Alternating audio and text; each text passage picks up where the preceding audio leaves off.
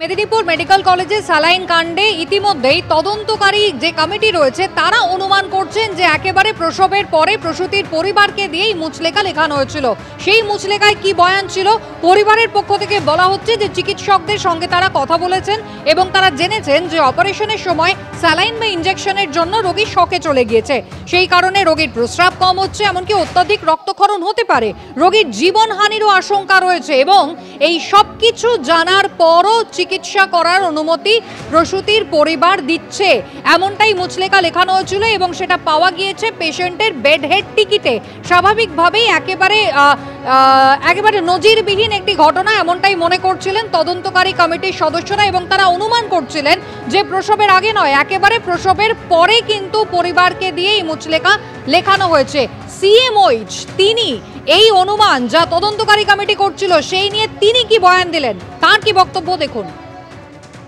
যতটুকু দেখেছি, হ্যাঁ সত্যি এরকম ভাবে মুচলেখা লেখানো হয়েছিল এবং যেটা সম্পূর্ণ গর্হিত ব্যাপার এবং ওই ব্যাচ নাম্বারের ওই আরএল এর রিঅ্যাকশন হতে পারে, এটা আগের থেকে মানুষ জানলো কি করে, এটা আমাদের কাছে সন্দেহের ব্যাপার এবং আমরা খুব বিস্মিত।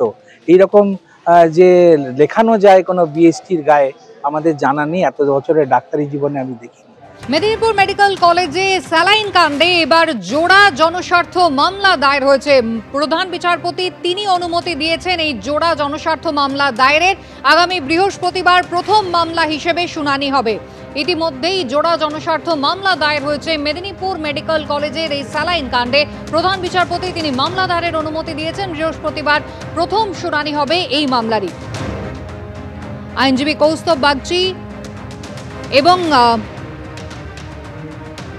বিশেষ দলে নেতৃত্বে থাকবেন হাইকোর্টের অবসরপ্রাপ্ত একজন বিচারপতি। তদন্তকারী দলে এইমসের দুজন অবসরপ্রাপ্ত অধিকর্তা এবং এইমস ও অন্যান্য কেন্দ্রীয় সরকারি হাসপাতালের চিকিৎসকরা থাকবেন। ইতিমধ্যেই বিশেষ দল গঠনের আবেদন করা হয়েছে।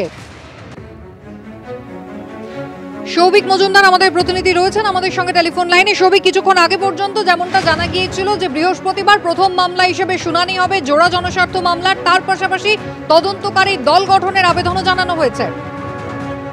দেখো, একদমই এখনো পর্যন্ত আইনজীবী মারফত আমরা যা খবর পাচ্ছি তাতে এই দুটি মামলার একটি মামলায় এই আবেদন করা হয়েছে যে একটি এসআইটি বা সিট গঠন করা হোক এবং সেই সিটের নেতৃত্বে যে কোনো হাইকোর্টের একজন অবসরপ্রাপ্ত মহামান্য বিচারপতি থাকবেন, তাকে মাথায় রেখেই এই সিট গঠন করার আর্জি এই মামলায় জানানো হয়েছে। তার পাশাপাশি এই এসআইটিতে দুজন এইমসের প্রাক্তন অধিকর্তা এবং এইমস সহ বিভিন্ন কেন্দ্রীয় সরকারি হাসপাতালের যে চিকিৎসকরা রয়েছেন সেই চিকিৎসকদের নিয়ে এই এসআইটি গঠন করার জন্য আবেদন জানানো হয়েছে এবং মূল যে মামলার ইনভেস্টিগেশন এখনো পর্যন্ত পুলিশ করছে, পুলিশের হাত থেকে নিয়ে এই মামলার তদন্তভার সিবিআই কে দেওয়া হোক, এই মর্মেই কিন্তু এই মামলা করা হয়েছে। ফলে তুমি জানো যে প্রধান বিচারপতির অনুমতি ক্রমে যে দুটি মামলা ইতিমধ্যে কলকাতা হাইকোর্টে দায়ের করা হয়েছে, সেখানে মূলত আবেদন করা হয়েছিল যে রিঙ্গাল ল্যাকটেট এই যে স্যালাইন আছে তার যে প্রস্তুতকারী সংস্থা রয়েছে তাকে